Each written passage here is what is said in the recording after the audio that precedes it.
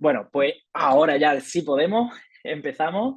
Muy buenas a todos. Empezamos aquí en un nuevo webinar en el que, ya que hemos visto todo lo relacionado con superficie ocular, adaptación de diferentes tipos de lentes de contacto, ya empezamos a entrar un poco más en la parte de gestión y de cómo, digamos, un poco manejar no solo lo que es la adaptación en sí, sino todo lo que va envuelto alrededor de esa contactología, ¿no? Entonces, una de las cosas que queríamos haber también un poco destacado es el hecho de que tengamos muy claras cuáles son las líneas rojas a la hora de hacer contactología, sobre todo contactología especializada, ¿no? Que es un poco lo que estamos intentando ahora en esta formación.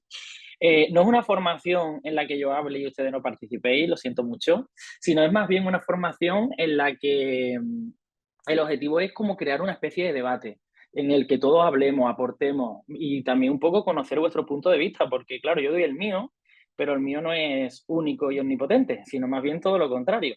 Entonces, con todo eso, vamos a ir viendo un poco cómo veis ustedes esas líneas rojas y también conocer vuestra opinión, ¿vale? Así que antes de nada, creo que es súper importante tener en cuenta que cuando hablamos de lentes de contacto y sobre todo de líneas rojas, lo primero que tenemos que hacer es situarnos, ¿vale? Creo que es muy importante que nos situemos porque en muchas ocasiones ni nosotros mismos sabemos en qué punto estamos. Y lo primero para saber a qué nos enfrentamos es justamente entender bien todo eso que estamos adaptando. Entonces, lo primero que siempre me gusta reflexionar en este tipo de formaciones es si realmente somos conscientes de lo que es adaptar una lente de contacto. Porque hoy día cada vez más se estaba analizando el tema de la adaptación de lentillas. Y cuando veamos un poco ahora cómo funciona a nivel sanitario, realmente una lente de contacto como un producto sanitario tiene una serie de características muy específicas, ¿vale? Entonces, ante esta pregunta, lo primero que creo que tenemos que tener en cuenta es que todo lo relacionado con la adaptación de lentes de contacto cae bajo el paraguas de dos entidades muy importantes, como sería la Agencia Europea del Medicamento y la Agencia Española del Medicamento, ¿vale? Evidentemente, esto sobre todo se encarga de medicamentos, pero también, como veis ahí abajo, se encarga de productos sanitarios. Y que no se nos olvide, todo lo relacionado con las lentes de contacto son productos sanitarios, ¿vale? Bueno, una de las cosas que creo que es fundamental es que organicemos estas lentes de contacto dentro de lo que recoge estas dos entidades. Y para ello está esta famosa pirámide, ¿vale? En la que lo que nos va a mostrar va a ser los diferentes dispositivos médicos y los va a clasificar. Dentro de la Agencia Española del Medicamento y Productos Sanitarios, estos se clasifican en cuatro grandes grupos. Desde aquellos que son poco invasivos y, por tanto, hay un riesgo muy bajo de que provoquen algún tipo de problema a los pacientes, que sería la clase 1, y conforme vamos subiendo en esa escala, el factor de riesgo es cada vez mayor, ¿vale? Entonces, es muy importante que dentro de estas escalas sepamos dónde nos estamos moviendo. Y es aquí mi primera pregunta. Cuando hablamos de gafas, ¿a qué clase consideráis que estaría, digamos, ubicada la gafa dentro de un producto sanitario, por decirlo de alguna manera, o de un producto médico? Pues, como podéis ver aquí, estaríamos en el primer grupo. En ese primer grupo hay otros muchos productos, pero básicamente lo que nos está diciendo es que una gafa es algo que, aunque sea a nivel sanitario algo muy utilizado, el efecto riesgo que tiene, vamos a decirlo de esa manera, es muy bajo, ¿vale? Pero claro, hay otras cosas que también adaptamos. Por ejemplo, cuando hablamos de lentes de contacto, según la Agencia Española y Europea del Medicamento, ¿dónde creéis que nos movemos cuando hablamos de lentillas? Y ahora os pregunto a ustedes, ¿eh? ¿Qué creéis? ¿Que está en la clase 1, en la clase 2A, la clase 2B, la clase 3? Aquí ya empezamos a ver un poquito. Aquí ya veo por algunos que me dicen 2A, otros 2B, 2A, 2B, 2A, 2B, 2A, 2B. Ahí está la pelea, ¿verdad? Muy bien. Eso dijo Gonzalo, tal cual. Muy bien, muy bien. Bueno, pues efectivamente, cuando hablamos de lentes de contacto, la clase 2, esta Agencia Española y Europea del Medicamento y Productos Sanitarios, lo que hace es que la divide en dos subgrupos. Tenemos el formato 2A y el formato 2B. El 2B sería elementos que supongan un mayor riesgo a la salud del paciente. El 2A, aquel que supone un menor riesgo. Cuando hablamos de lentes de contacto, la gran mayoría de lentes de contacto la tendríamos ubicado en el grupo 2A. Es decir, todas esas lentes de contacto, por decirlo de alguna manera, normales, hidrofílicas, ¿vale? Daros cuenta que está al mismo nivel de otros productos, como pueden ser productos de odontología, de instrumentos de microcirugía tipo bisturí, ¿vale? Incluso todo lo relacionado con vacunas. Entonces, realmente, una lente de contacto es un producto sanitario de un nivel importante, ¿vale? Pero claro, dentro de las lentes de contacto me podríais decir, Sergio, pero es que dentro de la lente de contacto hay diferentes tipos de lentes de contacto. Y tenéis razón, ¿vale? ¿Por qué digo esto? Porque mientras que las lentes de contacto, principalmente hidrofílicas, se encuentran en el formato 2A, si estuviésemos hablando de otros formatos de lentes de contacto, como por ejemplo, puede ser lentillas de orto-K, las cuales lo que hacen es moldear la superficie corneal o modificar la curvatura del epitelio de la córnea del paciente. Claro, ahí estamos hablando de cosas ya un poquito más serias. Entonces, por ejemplo, las lentes de orto-K sí estarían ubicadas en el 2B. Igualmente ocurriría con otras lentes de contacto, por ejemplo, lentes de contacto de uso continuado, ¿vale? De uso prolongado. También entrarían dentro de este formato. Y las lentes de contacto hidrofílicas para pacientes de control de miopía, sobre todo por el tema de la edad que tienen, las horas que tienen que llevarlas para que tengan efecto, también se podrían meter dentro de ese segundo grupo de la clase 2B. Entonces, por lo que ya estamos viendo, esas lentes de contacto, sobre todo las más especializadas, van subiendo dentro de estas escalas de riesgo, ¿vale? De alto riesgo. Y una cosa que siempre llama mucho la atención en las formaciones, que es que cuando hablamos de lentillas, muchas veces se nos olvida que otra cosa muy importante son las soluciones de mantenimiento. Y os pregunto, ¿dónde creéis que están esas soluciones de mantenimiento dentro de esa pirámide de dispositivos médicos? A ver, os leo por aquí.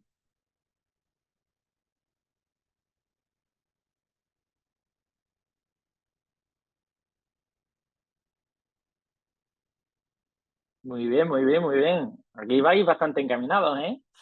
Bueno, pues efectivamente, como estáis viendo, 2B, ¿vale? Ya se habló en formaciones anteriores de esto, pero es algo que creo que es súper importante, ¿vale?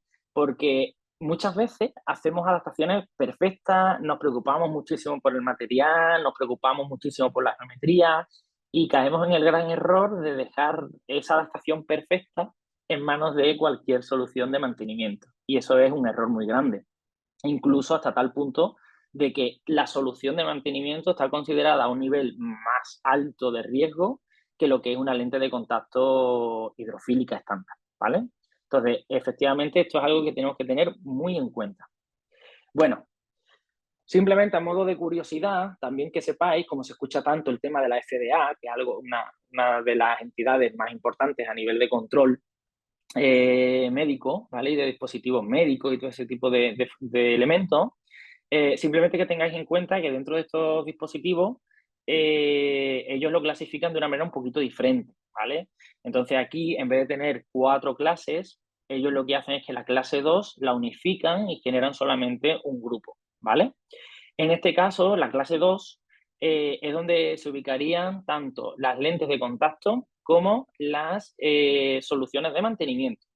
A nivel de la FDA está todo agrupado. Y luego, aquellas adaptaciones que sean más especiales estarían un poco entre la clase 2 y clase 3. Estarían ahí un poco entre medias, ¿vale? Pero bueno, simplemente para que lo tengamos en cuenta, aunque nosotros, evidentemente, la que más nos interesa y la que más debemos de estar actualizados es la agencia europea y la española, ¿vale?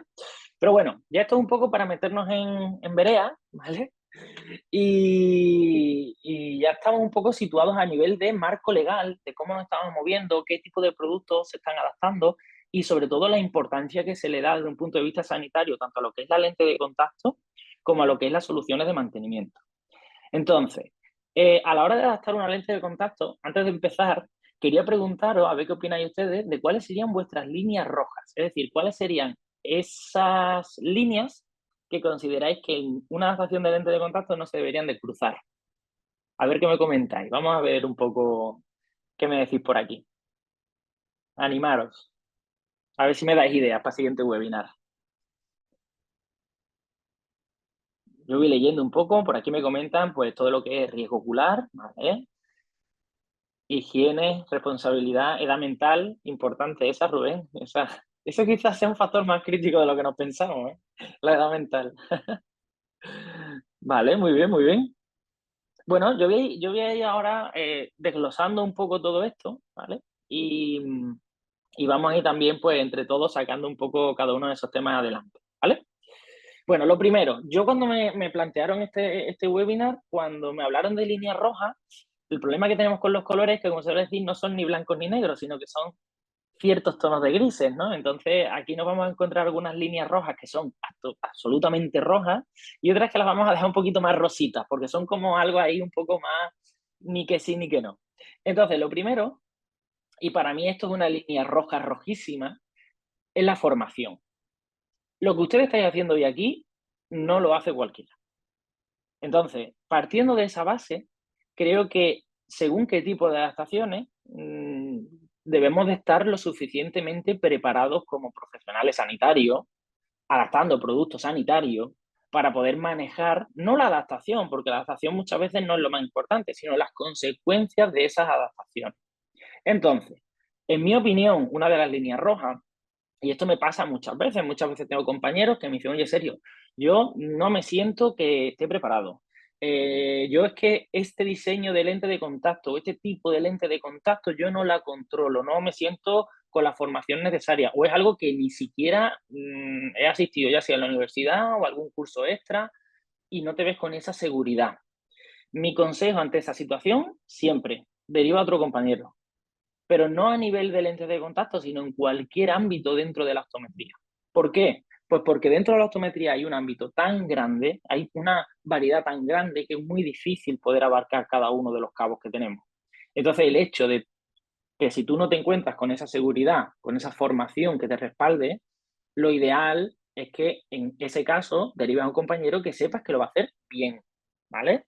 Y eso te honra no solo al compañero que le estás derivando, sino también a ti como profesional, porque una de las cosas más importantes es muchas veces conocer los límites. ¿Por qué os digo esto? Y estoy hablando con compañeros que yo estoy 100% seguro de que tienen la formación, de que tienen el conocimiento, ¿vale? Es decir, que yo, por supuesto, lo que ustedes estáis haciendo es lo que hay que hacer, pero yo siempre soy de los que critica dentro en vez de criticar fuera y creo que aún queda mucho trabajo por hacer para que todo lo que es la contactología y las diferentes ramas de la optometría se hagan de una manera adecuada. Y para ello, una de las cosas que hay que hacer, y estáis haciendo perfectamente bien, es asistir a formaciones, como estáis haciendo ahora, a asistir a cursos específicos, porque claro, aquí estamos hablando de una contactología muy general. No estamos hablando de ningún diseño específico, de un laboratorio concreto que tiene unas características concretas.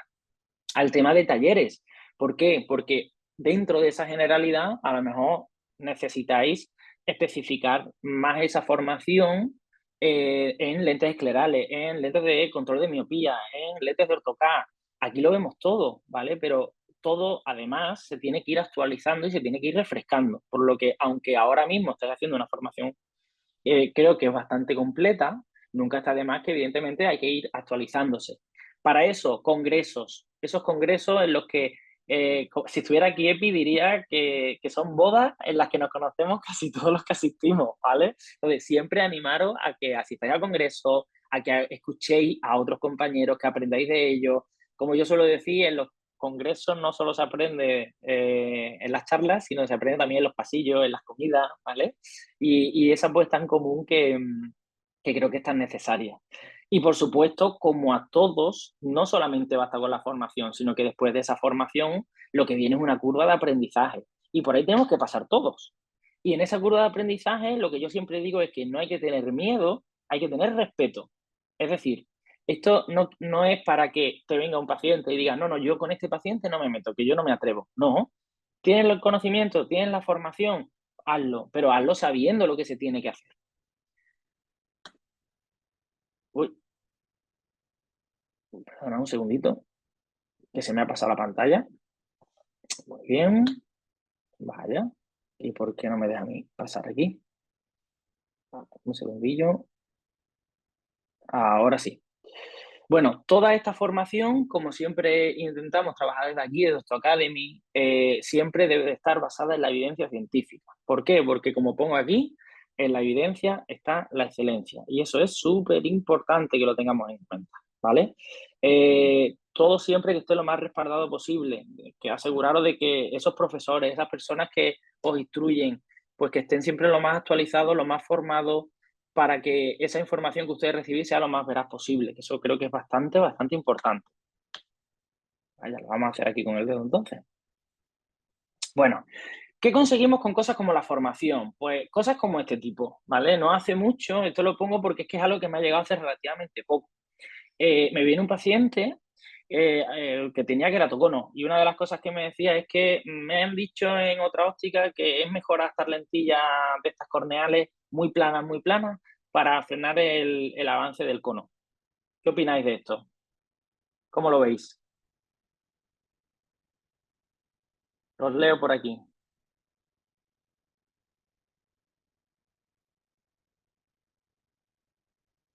Burrada, desfasado, mal, ¿vale? Pues bueno, yo lo que pienso no es que sea un mal profesional, sino que es un profesional que por lo pronto al menos no está actualizado, vamos a decirlo de esa manera. Sabemos que eso no es así. Entonces, con... Vaya, perdonadme, es que está el teclado que no quiere ir. A ver, voy a probar una vez más. Vale, pues ya lo hago a mano. Eh, Sin embargo, con cosas de este tipo, la cosa cambia y bastante. En el caso de, por ejemplo, tener un queratocono, pues a mí me interesa colocar una lente de contacto rígida, permeable, corneal, en este caso, como estamos hablando. ¿Por qué? Pues porque lo que vamos a intentar es buscar la mejor calidad visual del paciente. ¿Eso va a hacer que ese queratocono se pare, que frene? No, no. Aquí lo que estamos haciendo es rehabilitar la calidad de visión, ¿vale? Bueno, ese para mí sería como un poco el punto de partida, todo el tema relacionado con la formación. Y ahora vamos a otro bloque que creo que también es importante en una profesión que cada vez se está especializando más y que cada vez sabe más sobre los controles o tratamientos o dispositivos que le colocan a los pacientes. Y para hacer una buena optometría, cada vez más importante tener buenos instrumentos. Dentro de esos instrumentos, yo vamos a nombrar algunos. Antes de ello, ¿qué consideráis ustedes que es imprescindible a la hora de adaptar lentes de contacto? A ver, iluminadme.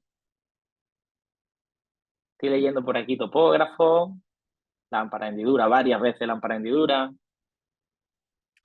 y topógrafo. Vale, vale, vale. Muy bien. Hombre, yo creo que esos dos son dos básicos, ¿no? Eso no nos vamos a descubrir aquí la pólvora, ni muchísimo menos. Vale, entonces vamos a ir viéndolo un poquito. Bueno, lo primero, es que una línea roja rojísima es que si no hay lámpara de hendidura, no hay contactología. Ya no te digo ni lentes de contacto, fíjate, es que no hay contactología. Porque a la hora de tú colocar cualquier lente de contacto, antes de colocar esa lente de contacto, como ya hemos visto, es fundamental hacer un estudio previo de la superficie ocular.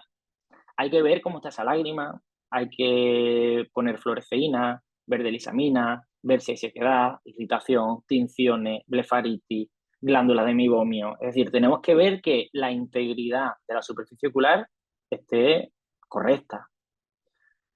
Por tanto, una persona que no tenga lámpara de hendidura, en mi opinión hoy día, no debería hacer ningún tipo de contactología, ¿vale? Entonces, esta es una línea roja muy importante. Yo siempre digo en las formaciones, sobre todo en las presenciales, que hoy día con tantos dispositivos que tenemos, y para mí siempre la mejor inversión va a ser una buena lámpara de hendidura.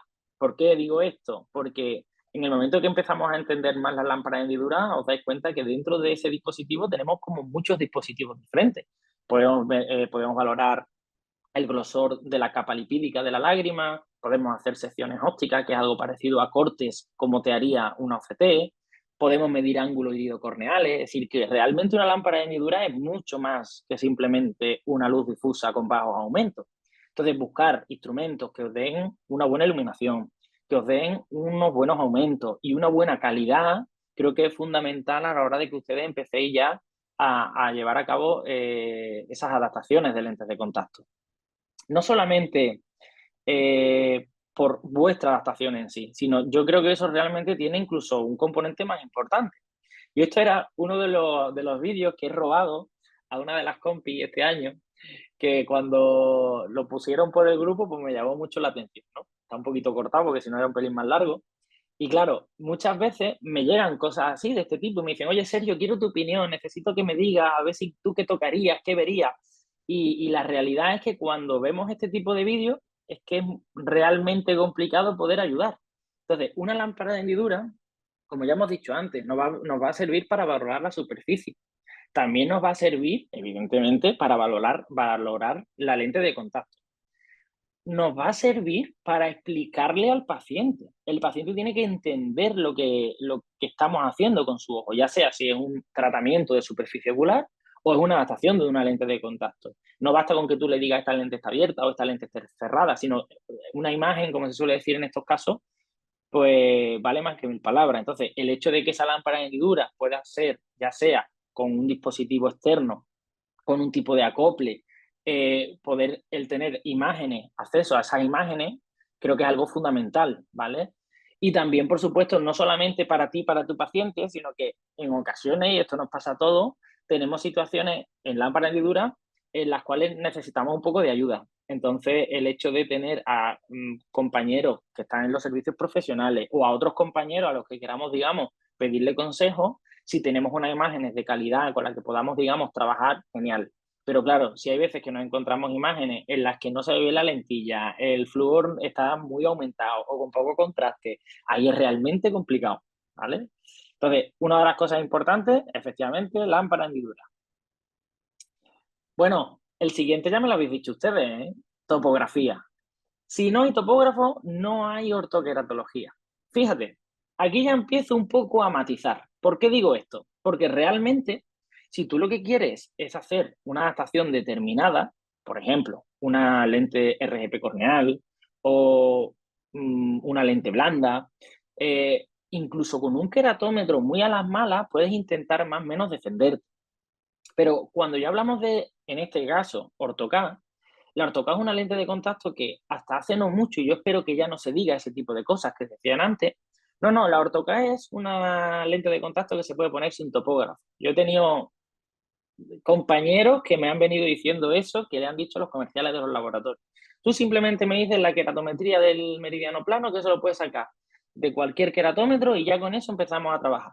Vale, para mí eso es un no rotundo. ¿Por qué?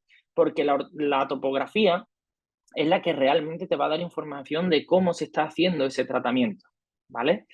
Efectivamente, y como seguro habréis visto en toda la parte de los webinars de AutoCAD y el presencial, la clave, por supuesto, es el fluorograma. El fluorograma es el que nos va a ayudar a saber si esa lente es adecuada o no. Pero para saber cómo esa lente trabaja, es necesario tener esa topografía pre-tratamiento, tener esa topografía post-tratamiento y hacer una buena comparativa entre una y otra.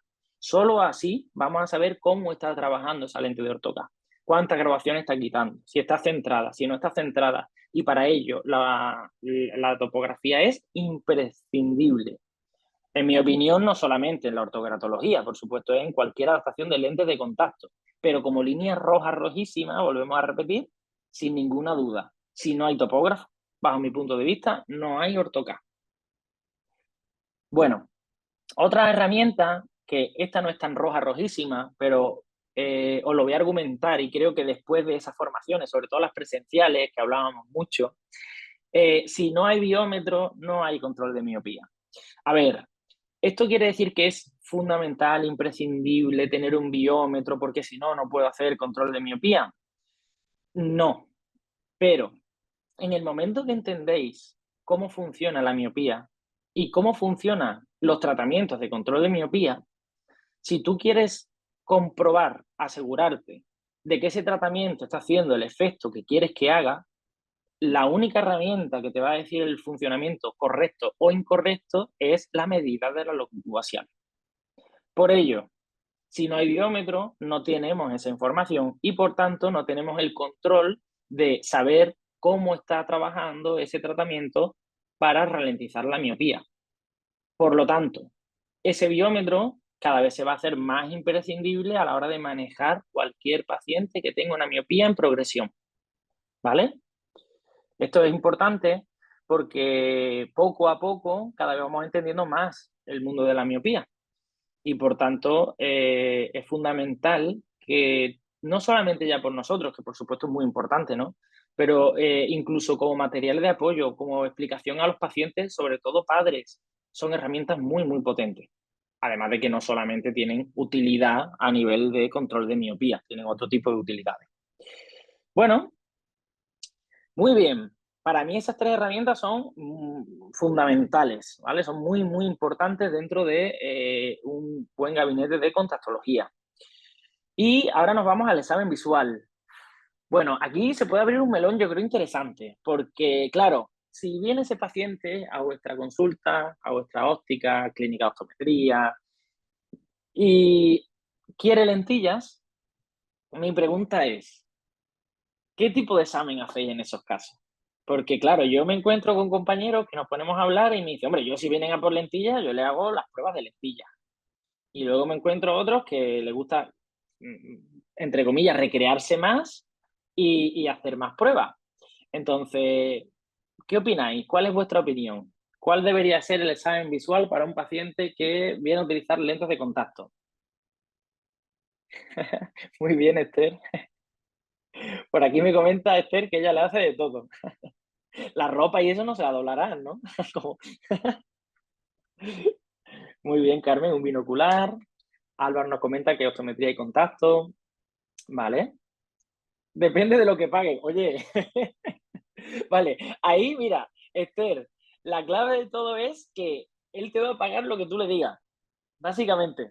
Entonces, creo que es muy importante, consejo que os doy, que yo soy muy peleado con esto, pero mi consejo es que los que determinan las pruebas que hay que hacer y el coste de dichas pruebas sois vosotros. Eso no lo marca el paciente, ¿vale? Entonces, no quiero decir cuánto tenéis que cobrar cada uno, porque eso evidentemente es algo muy personal, pero es cuestión de que tú misma te analices, ¿vale?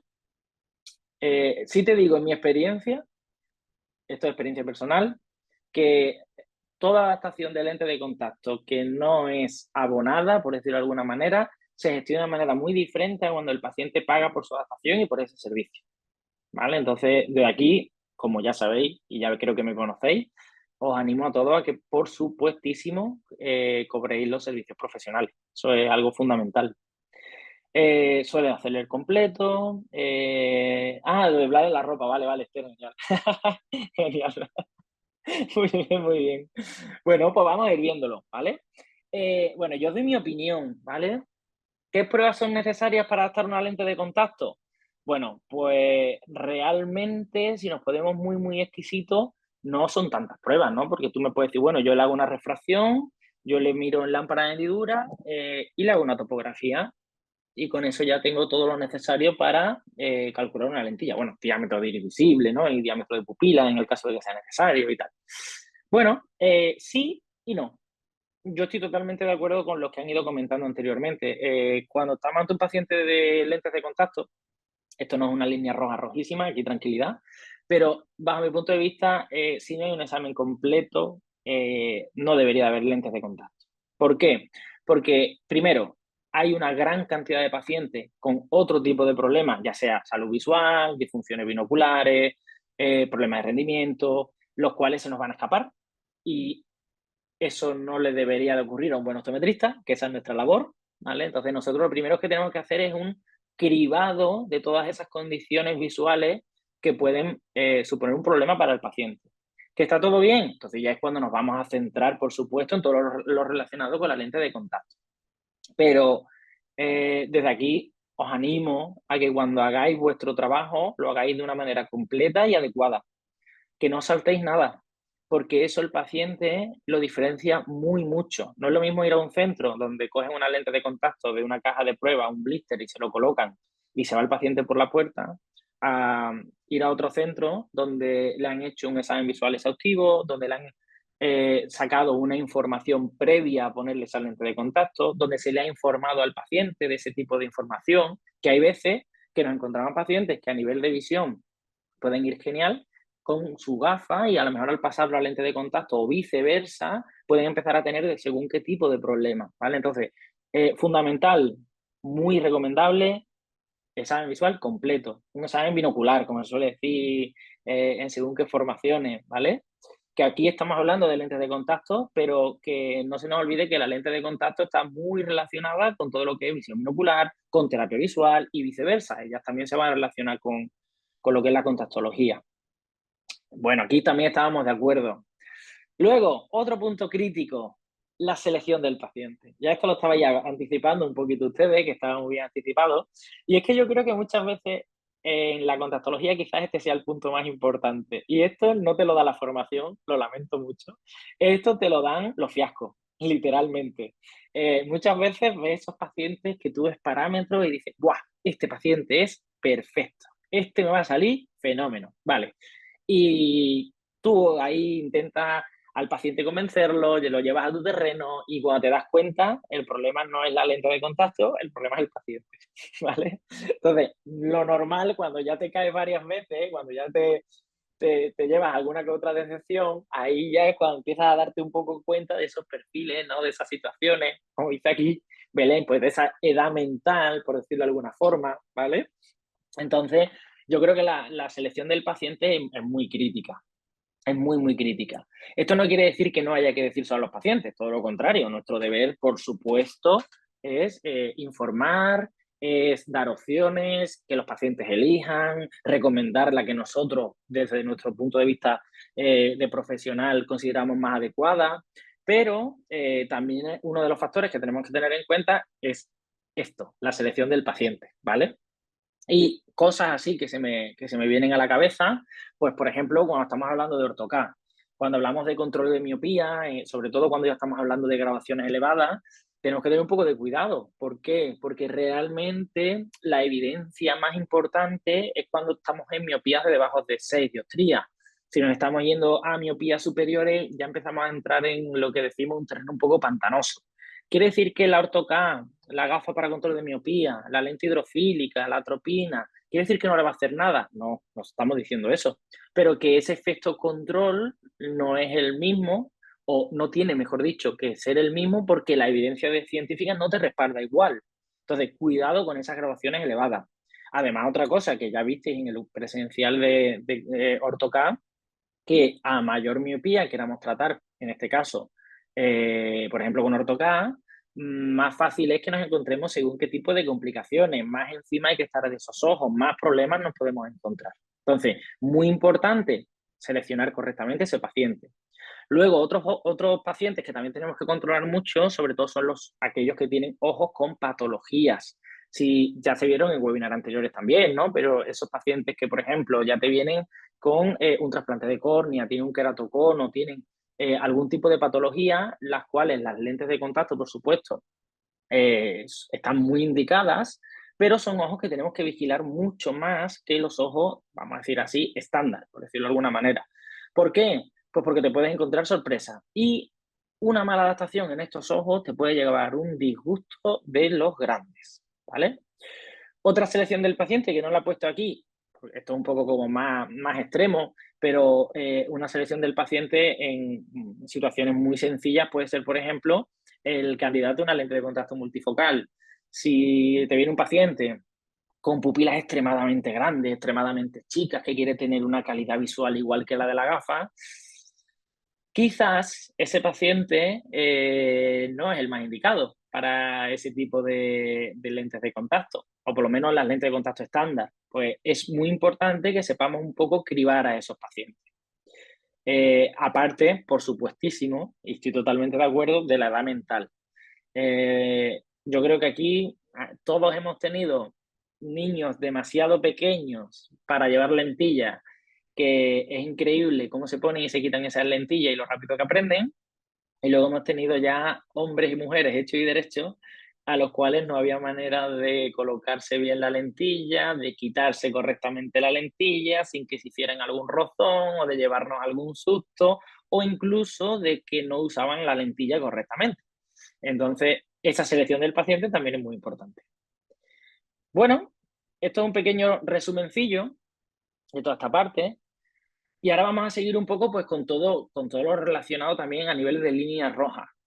Y para mí una línea roja es el no querer o el no estar, digamos, un poco fomentando todo lo relacionado con el trabajo interdisciplinar. Y me explico. Cuando nosotros estamos con pacientes, por supuesto, nosotros vemos ojos, pero por suerte esos ojos no están aislados, sino que están muy, muy interconectados con otras partes del cuerpo, con otras funciones, y ahí debemos de trabajar en equipo con otros profesionales. Los primeros y evidentemente con los que muchas veces más relación por pacientes tenemos es con los oftalmólogos. Pero, oye, que no se nos deben de olvidar otros muchos profesionales, como pueden ser los médicos de atención primaria, los pediatras, esos dos, sobre todo los médicos de atención primaria y pediatras, eh, el feedback que yo siempre tengo es que están súper dispuestos a trabajar en equipo porque, claro, le ayudamos mucho con los pacientes, a hacerle pruebas diagnósticas que ellos ni tienen acceso ni muchas veces tienen conocimiento. Entonces, que haya una buena comunicación creo que es fundamental siempre por el bien del paciente, ¿vale? Y luego con otras profesiones que quizás no tenemos tan enfocadas como sanitarias, por decirlo de alguna manera, aunque algunas de ellas sí lo son, por supuesto, ¿no? Como puede ser, por ejemplo, el tema de psicólogos, el tema de fisios. Un fisio, por ejemplo, a la hora de... Yo he tenido hace poco un paciente que me vino con una parálisis del tercer par, párpado caído, tenía que inclinar la cabeza, esa cabeza le suponía una tortícolis muy importante del cuello, ¿vale? Entonces, hay determinadas situaciones en las que tener un buen fisioterapeuta a mano es muy importante. Psicólogos, pues sí, entre ellas, por ejemplo, está la ambliopía histérica, que se le llaman esos pacientes que anatómicamente el ojo está perfecto, no tiene ningún tipo de alteración que justifique esa ambliopía y muchas veces pues, pueden estar relacionadas con problemas sobre todo de factor psicológico. También esos psicólogos son muy importantes a la hora del rendimiento académico y ahí la visión tiene mucho que ver. Y por supuesto profesores, porque muchísimas veces son los que detectan que ese rendimiento académico no va del todo bien y son, digamos, como el primer eslabón dentro de esa cadena de aprendizaje. Y nosotros ahí podemos trabajar bastante para mejorar un poco pues, todo lo que es el rendimiento visual de los pacientes.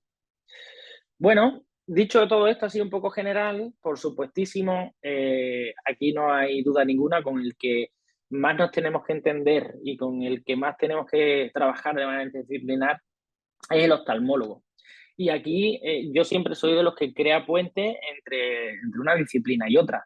Mi manera de verlo, pues el oftalmólogo básicamente es el encargado de llevar a cabo un diagnóstico y con ese diagnóstico lo que va a hacer es un tratamiento médico. En el caso como es el médico especializado, pues sería o una cirugía o un fármaco. Por otro lado, estamos nosotros, los optometristas. Nosotros, nuestra labor, hacer una detección, hacer un cribado, ¿podemos hacerlo? Por supuesto que sí, no es que podamos, es que debemos, es que es nuestra obligación poder hacerlo.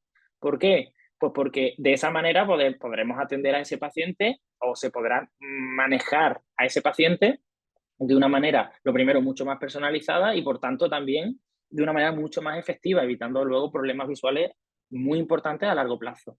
Y desde nuestro punto de vista, ¿qué es lo que vamos a hacer? Pues tratamiento optométrico. Nosotros lo que vamos a intentar es rehabilitar esa visión, ya sea con gafas, con lentillas, terapia visual, baja visión, con cualquiera de esas ramas de especialidades, por decirlo de alguna manera, dentro de nuestra profesión, que es bastante amplia y rica. Por tanto, hay que entenderse, ¿vale? Yo soy de, como ya digo, de crear puentes y bajo mi punto de vista, ese optometrista y ese oftalmólogo y ese optometrista, aquellos que entiendan que trabajando en equipo se beneficia el paciente y que cuando se beneficia el paciente al mismo tiempo se van a volver a beneficiar ellos, son los que poco a poco irán haciendo esta rueda cada vez más grande. Y no me cabe duda de que el futuro va a ir por ahí, que nos tengamos que entender optometristas y oftalmólogos, que ya hoy día hay muchos que se entienden. ¿En qué situaciones podemos ver ese trabajo? Pues muchísimas, porque yo le digo muchas veces a los pacientes que al final el optometrista es como el fisio para el traumatólogo, porque es una comparativa bastante común. Entonces, ¿en qué situaciones? En innumerables ocasiones. Por ejemplo, ¿Cuántas veces no te puede venir un paciente que tiene una córnea irregular, que se ha operado de láser, por ejemplo, mismamente, que le vuelve la graduación, que no tiene buena visión con las gafas, le tienes que colocar una lente de contacto, le vas colocando esa lente de contacto, pero con los años eso se complica y tiene que hacer una estasia por LASIK, tiene que volver de nuevo al oftalmólogo, este lo valora, le hace un trasplante de córnea, le trasplanta la córnea, vuelve para otra adaptación de lente de contacto. Entonces, por ejemplo, en todo lo relacionado con córnea irregular, ese trabajo interdisciplinar es fundamental. Por otro lado, en otras situaciones donde podemos trabajar en equipo, por supuestísimo, en el estrabismo. ¿Por qué? Pues porque hay veces que esos estrabismos tienen unas desviaciones muy altas, tan altas que con terapia visual es complicado. Entonces, ¿cómo se plantea este tipo de situaciones? Pues ya sabes que ese perfil de paciente puedes trabajarlo antes de la cirugía, por supuesto. El hecho de que él tenga un mayor control sobre esos músculos extraculares va a hacer que el pronóstico de esa cirugía sea infinitamente mayor y una vez que haya pasado por ese quirófano, deberá de volver al optometrista para afianzar eso que ha ganado en quirófano y que aprenda ahora a utilizar de una manera diferente esos músculos. Podría ser también otra de las situaciones. O por poneros ya otro caso, a nivel de baja visión.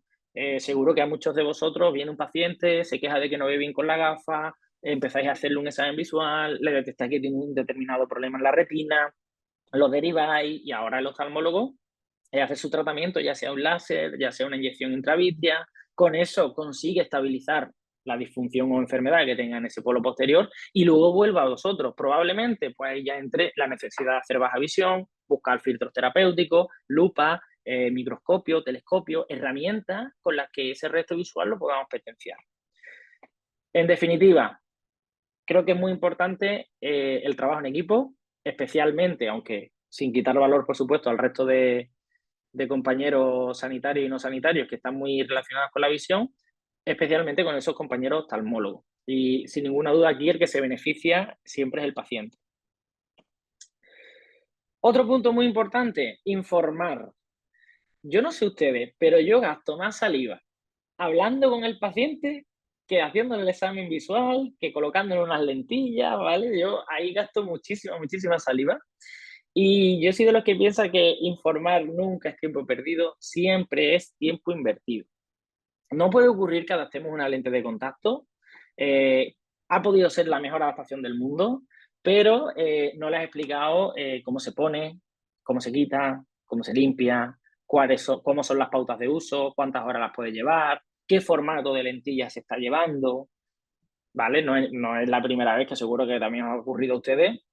Va el paciente, se sienta en el gabinete, le ponen una lentilla, ven la visión, lo mandan para casa, se compra sus lentillas y realmente ni se ha enterado ni siquiera si la lentilla es diaria, si es mensual, si esto, el líquido este para qué es, para cuánto lo tengo que cambiar, ¿vale? Entonces creo que es muy importante como profesionales que siempre estemos ahí dando esa información antes, durante y después de cualquier adaptación de lentes de contacto.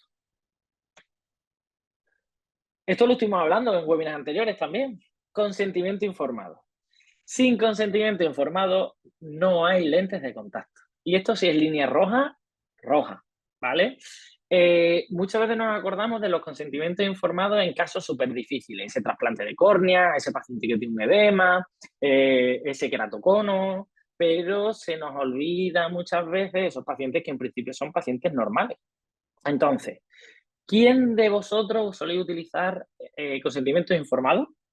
Y si utilizáis consentimiento informado, os pregunto, ¿lo usáis en todos los pacientes? ¿En algunos sí y otros no? Contadme. A ver, quiero saber un poquito de ustedes. ¿Cómo lo hacéis? Y así aprendemos todos.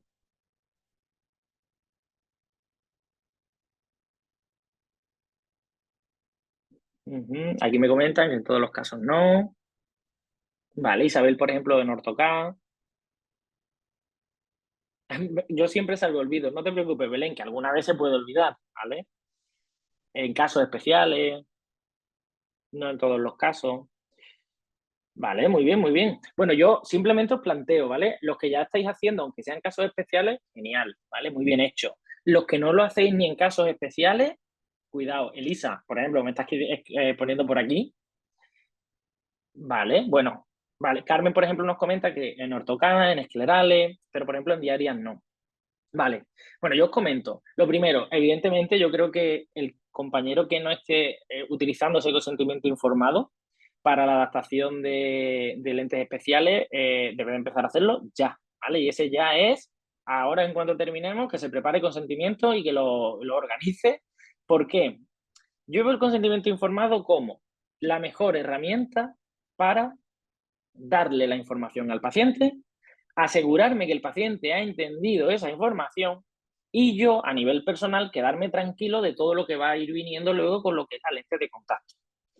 También creo, o es mi experiencia, que le da un punto más profesional a lo que es la adaptación de la lentilla y ayuda al paciente un poco a mentalizarse de que eso plástico que se está poniendo en el ojo no es cualquier juguete, ¿vale? Entonces yo sobre todo con esos pacientes que tienen 18, 20, 22 años, cuando tú ya le enseñas un papel, lo tienen que firmar o le haces a la madre firmarlo, eso ya es como que choca un poco. Y yo siempre se lo explico, digo, oye, es muy importante esto, ¿por qué? Porque esto es un producto sanitario, que si usa bien no hay problema ninguno, pero que como cualquier herramienta mal usada te puede traer problemas serios. Entonces, de esta manera tú te aseguras de que todo lo que te vamos a ir haciendo está recogido aquí. Si tienes dudas, aquí tienes el consentimiento informado, en lo cual le recojo toda esa información, ¿vale? Además de ser un buen guardaespaldas, evidentemente, pues a nivel de profesional. Entonces, aquellos que a nivel de contactología un poquito más avanzada no lo hagan, hay que hacerlo ya. Y yo os animo, de verdad, a que lo hagáis a nivel de lentes de contacto, aunque sean lentes de contacto hidrofílicas, aunque sean lentes de contacto diarias. ¿Por qué? Porque cuando tú le explicas cómo se pone, cómo se quita, todo eso que vamos a ir viendo, ¿no? Y se lo haces firmar, el paciente ya te enfoca de otra manera. Ya es como que, ostras, es que a mí me lo dijo y además me hizo firmar un papel. Entonces, si hay algún problema con la lentilla, sobre todo relacionado principalmente con un mal uso, que es la inmensa mayoría de las ocasiones. Yo siempre digo que las lentillas son unos dispositivos, herramientas súper seguros si se usan bien, si no son muy peligrosos. Entonces, es una manera también un poco de concienciar a los pacientes. Me pregunta por aquí Esther, ¿tendría que ser así? El otro día para una endodoncia tuve que firmar 3 consentimientos, tal cual. ¿Vale? Pero en cosas infinitamente más livianas, no solo en una endodoncia. Una endodoncia, muchas veces asociamos ese consentimiento informado a cosas importantes, ¿vale? A cosas donde tú vas, por ejemplo, a hacerte una cirugía y tienes que poner un consentimiento informado. Pero, oye, pruebas muy, muy básicas. Tú vas a cualquier prueba médica y tienes un consentimiento informado y son pruebas muy básicas. Pero esa es la manera en la que tú te aseguras de haber recibido esa información y que el profesional te ha explicado esa información. Entonces, no digo que libere de culpa en una mala praxis, porque eso no lo es, pero si tú haces tu trabajo bien, tú estás respaldado porque esa información la ha tenido desde el principio el paciente. Y consejo, si ese paciente, esas lentes de contacto tienen un coste, si se rompen hay que reponerlas y tiene un coste de tanto, ponerlo todo en el consentimiento, porque cuando luego hay un problema, el consentimiento es un poco quien te da a ti la razón, ¿vale? Entonces, una vez lo que ya se ha hablado, se ha escrito y se ha firmado, ahí queda. Bueno, espero haberos así animado un poquito, que creo que es una de las cosas que poco a poco estaría bien que dentro del gremio pues fuéramos cada vez normalizando, porque al final lo único que hay que hacer con esto es normalizarlo. Bueno, manipulación. Otra línea roja, ¿vale? Yo creo que esta línea roja es muy roja y es que si no sabe poner y quitar una lente de contacto, lo siento, pero no hay lentes de contacto.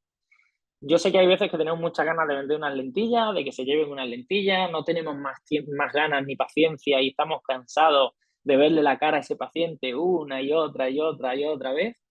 Pero yo en mi centro, si no se saben poner y quitar la lentilla, las lentillas no se la llevan. Yo te doy cita otro día y seguimos practicando. Si ese día sigues sin aprender, lo siento, no te llevas las lentillas, viene otro día. ¿Y por qué? Porque eso es lo que a mí me asegura que cuando ese paciente se lleve esas lentes de contacto no venga asociado luego a un problema de manipulación. Además, que no tiene ningún sentido llevarse unas lentes de contacto, que se lleve un encargo de lentes de contacto, cuando luego vaya a llegar a casa y no sea capaz de ponérsela, o peor aún, que no sea capaz de quitársela. Eso es lo peor. Y al final acabe con un problema ocular porque me han puesto unas lentes de contacto en tal sitio y mira cómo me han puesto los ojos. Entonces, la manera de curarte en salud, La manipulación es fundamental y hasta que no se aprenda, no te la puedes llevar. No sé si ustedes lo hacéis de esa manera, sois de los que dejáis las lentillas que se las lleven y bueno, tú practica en casa y ya luego ya con lo que sea, ya si eso viene, no sé, cómo lo gestionáis ustedes esto?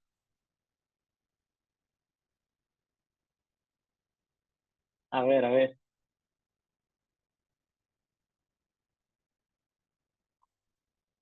Vale, vale, me dejáis tranquilo, ¿eh? Me dejáis tranquilo. Es que yo he tenido pacientes, vamos, yo he tenido pacientes de venir con, yo qué sé, con 2 lentillas y 3 lentillas puestas encima, porque se la han puesto en un sitio, se han llevado sus cajas, ellos no sabían muy bien ponérsela y quitársela y se están intentando poner o quitar y a lo mejor se han puesto 3 y no se las han quitado porque no saben y no ven bien, o todo lo contrario, se piensa que la llevan puesta y como no son capaces de quitársela, se hacen el ojo añico de una manera cuanto menos innecesaria, ¿no? Y es porque muchas veces te pones a hablar con ellos y es que ni siquiera han explicado cuando una lente de contacto está al derecho y cuando una lente de contacto está al revés. Ni siquiera se han parado en eso. Entonces, creo que el enseñarles esa manipulación es muy importante. Y luego, por supuesto, el mantenimiento. Sin buena limpieza no hay lentes de contacto y aquí nuestro mayor aliado son los estuches. Cuando vengas a revisión, te vienes con las lentillas y con los estuches, que yo quiero ver cómo tiene esos estuches. Porque, bueno, no creo yo que sea aquí el único que se encuentra pacientes que parece que los coleccionan, ¿no? Yo creo que aquí estamos todos de acuerdo en que, en que evidentemente eso... Es que estoy leyendo por aquí un comentario de Esther que efectivamente me han llegado así algunos también, que me dicen, oye, métete en el YouTube y verás que allí se explica muy bien y tal. Claro, eso no es ni de buen optometrista, ni de profesional sanitario, ni de nada. Eso es de vende lentillas, por decirlo de alguna manera. Entonces, si nosotros mismos somos conscientes de todo lo que implica esa adaptación de lentilla, pues le vamos a dar más valor nosotros y si le damos más valor nosotros, al final va a repercutir en que el paciente también le va a dar más valor a lo que está haciendo.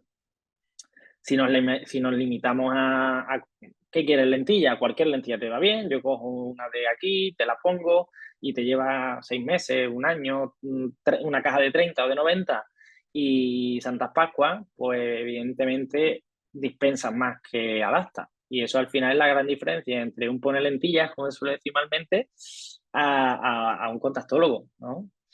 Y bueno, y súper importante el mantenimiento, muy importante, acordaros chicos, hay diferentes tipos de mantenimiento. Hay una formación que ya vimos anteriormente de soluciones de mantenimiento y como visteis, las soluciones únicas no son tan únicas, sino hacen un poco de todo, pero no funcionan perfectamente para todo tipo de pacientes. Hay determinadas lentillas que necesitan limpiadores especiales, hay que explicar muy bien esos limpiadores especiales para no llevarnos ningún fiasco, ¿vale? Que eso es muy importante. Y también es muy importante frotar la lente de contacto para quitar depósitos de la superficie. Y el seguimiento. Quizás una vez que ya está terminada la adaptación, es la que más rápido se nos va, porque caemos en el error de dar por hecho que el paciente siempre va a usar bien esas lentillas y va a ser un paciente estupendo, pero como a todos nos pasa, pues no son tan estupendos esos pacientes. Hay veces que las lentillas no las renuevan cuando las tienen que renovar, no las limpian como las tienen que limpiar, no las usan las horas que las tienen que usar y es nuestra obligación estar encima y controlar, no al paciente, evidentemente, ¿no? El paciente ya muchas veces, sobre todo los adultos, ya son adultos, pero que no haya ningún tipo de problema de superficie ocular ni relacionado con la lente de contacto, porque si no, eso también sería una gran línea roja. Si el ojo no está sano, no hay lentilla.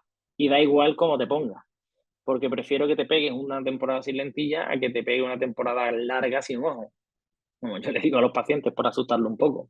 Entonces, esas revisiones obligatorias, obligatorias.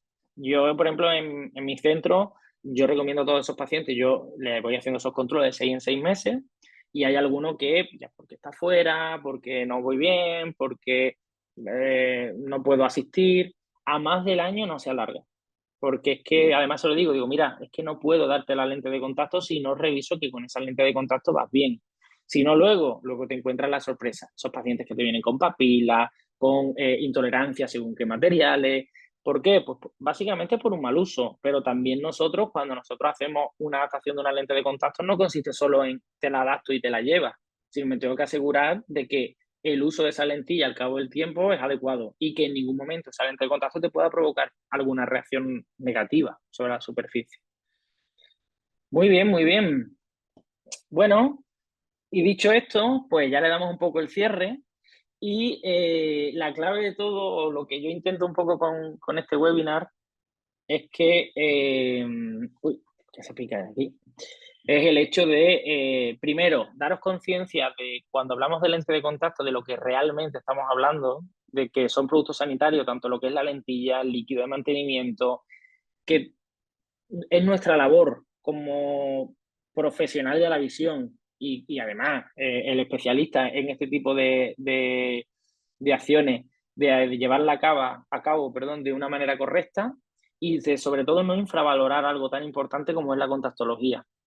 Muchas veces me dicen otros compañeros que tenemos que hacer más cosas, que tendríamos que tener según qué habilidades permitidas, por decirlo de alguna manera, y yo siempre le digo que a más derechos también tenemos más deberes. Entonces es muy importante que las obligaciones que tenemos ahora las cumplamos bien, las ejerzamos bien y que cuidemos y velemos siempre, no por la lentilla o por la adaptación, sino por el ojo de nuestros pacientes, ¿no? Que al fin y al cabo es un poco lo más importante. Dicho esto, bueno, muchísimas gracias, como siempre, y quedo abierto a preguntas, barras, debate, a hablar todo lo que queráis y poner un poquito en común si tenéis alguna duda, alguna cosa que queráis aportar. Sabéis que yo siempre pues estoy encantado, encantado, encantado. Y vamos a ver por aquí un momentito.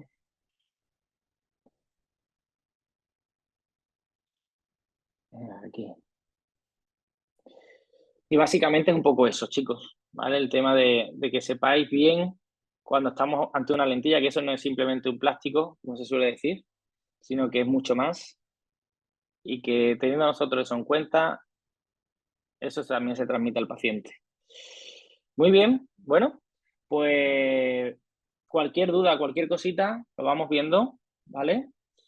Y lo dicho, que muchísimas gracias por acompañarme. Ah, mira, por aquí veo ya dudas. ¿Algún tip para cuando un paciente sabe que se está mintiendo? Esa es buena, esa es buena. Bueno, el primer tip, y este es muy fácil, y seguro que lo hacéis, ¿eh? Pero aunque te asegure por lo más sagrado de la mentira. Bueno, tip número 1, métete cuando se llevó la última caja de 3 meses o de 6 meses. Ese es el tip número 1. Porque si hace un año que se las llevó, por poco que las use, ya te digo yo que no la está usando bien. Eso yo creo que sería lo primero. Claro, eso es básico, ¿vale? Eso es muy básico. Otro consejo que os daría es que yo lo que les pido es que me vengan a la revisión de lentilla. Si tienen lentilla y vienen a sus revisiones, yo les pido que vengan con la lente de contacto puesta. ¿Por qué? Porque así me hago una idea de cómo de depósitos tiene esa lente de contacto, si está más o menos sucia, que vemos que está mal, yo ya ahí le empiezo a meter un poco de presión al paciente, ¿vale? Y luego considero fundamental, me gusta, quitar esa lente de contacto en las revisiones y ver qué ocurre. Ver si ese ojo hace un rebote más hiperémico, poner fluoresceína a ver si nos encontramos alguna tinción, porque claro, si yo dejo esa lente de contacto bien adaptada, esa lente de contacto no debería teñir, no debería de generar hiperemia, no debería de generar sequedad. Una cosa muy importante es que normalmente el abandono de las lentes de contacto se suele hacer al mes. Eso es muy importante, esa pequeña fecha, ¿vale? Lo digo ¿por qué? Porque a lo mejor hay pacientes que tú coges, le colocas sus lentillas, vienen a la revisión de los días, semana o lo que corresponda y va todo genial. Se llevan sus lentillas y ya no volvemos a preguntar por ellos, ya no tenemos más contacto con ellos y en muchas ocasiones lo que ocurre es que esos pacientes han dejado la lentilla en el cajón, no se la han puesto. y has perdido ahí un paciente barra cliente, ¿vale? Entonces, eso es un tip. Entonces, tener un control de más o menos si esos pacientes la están llevando al día, esas lentillas, cómo me van comprando los líquidos. Si no me compran los líquidos, ¿dónde los estás comprando? No es porque los compre fuera, pero si en el supermercado no es el líquido que yo te adapté. Por lo cual podemos tener problemas con las lentillas que antes no teníamos, ¿vale? Es un poco la manera. Lo ideal, hombre, si le pudiéramos poner un microchip de esto en la muñeca, ¿no? O un polígrafo. Llevarnos un polígrafo a la consulta estaría cuanto menos entretenido, porque más de uno estallaría, creo yo, ¿eh? Eso es como lo típico de, ¿estás tomando alguna medicación? No, no. ¿Tiene usted tensión? Sí, sí. Pues entonces, malamente vamos. Em, ¿Qué truco utilizo para que los pacientes repongan en plazo las lentillas? Vale, yo os digo, nosotros lo que hacemos es trabajar mucho los pacientes. Es decir, si ese paciente se lleva las lentillas a los 6 meses, nosotros a los 5 meses lo estamos llamando. Oye, fulanito, que te queda un mes de lentilla. ¿Cómo vas con ella? No, no me quedan un mes, me quedan 3. Vale, pues esas lentes de contacto no las estás usando también. A ver qué está pasando ahí. Intenta usarlo de una manera un poco más controlada. Y el hecho de que tú estés un poco encima también como que intimida. Y a los padres eso les da mucha tranquilidad. Eso sí que me he encontrado muchos padres que les gusta mucho eso. Por ejemplo, lo que me comenta aquí Esther, lo que hace básicamente es enviar un mensaje. Oye, que te toca renovar las lentillas. Y también de esa manera es más fácil que, no sé si por un WhatsApp, un mensaje o la vía telemática que ustedes consideréis, que diga, sí, es verdad, oye, pues pídemela, encárgamela, tal. Es una buena fórmula, ¿vale? Incluso, como ya veréis en siguientes webinars, también una opción que es muy válida, sobre todo en lente de contacto blanda, es el concepto de suscripción, ¿vale? Es una manera muy buena en la cual tú al final lo que te limita es a ir cobrando mensualidades a ese paciente y ese paciente tiene sus lentes de contacto, sus líquidos, sus revisiones y de esa manera tú eres el que controla la lentilla del paciente y no tanto al revés. Porque al hacer ese formato el paciente entiende que las lentes de contacto, como no paga de más por usarlas mal, perdón, como paga de más si la usan mal, pues no lo hacen. Entonces el formato suscripción, sobre todo en el formato de lentes de contacto blanda, funciona súper bien. Otra opción, perfecto, Esther, lo que tú me comentas está perfecto. El hecho de que si repone a tiempo le hace un 5 euros de descuento, un 5%, también. Oye, que vienes en tu momento, te hago un descuento sobre el precio de la caja de lentillas. Al final es un poco, no sé, yo creo que más que castigar al paciente, tenemos que intentar premiar al que lo hace bien. Y de esa manera también puedes tener un poco de beneficio, ¿no? De premio, por decirlo así. Que solemos funcionar mejor con refuerzos positivos que negativos. Así que, bueno, son algunas de las ideas. No sé si alguien tiene alguna otra idea, ¿eh? Aquí estamos todos abiertos a debate. Si tenéis cualquier otra idea, cualquier otra cosa, yo encantado.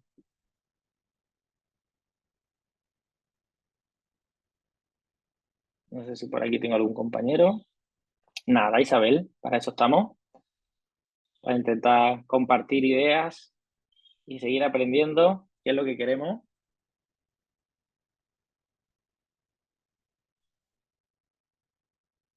Vamos a cambiar aquí un momentito la pantalla. Bueno, muy bien, chicos. Pues vamos a dejar aquí de compartir. Y lo dicho, chicos, que nada, que cualquier cosita, cualquier duda, cosilla que os vaya surgiendo, aquí me tenéis, ¿vale? Bueno, un fuerte abrazo, muy buenas noches y nos vemos pronto.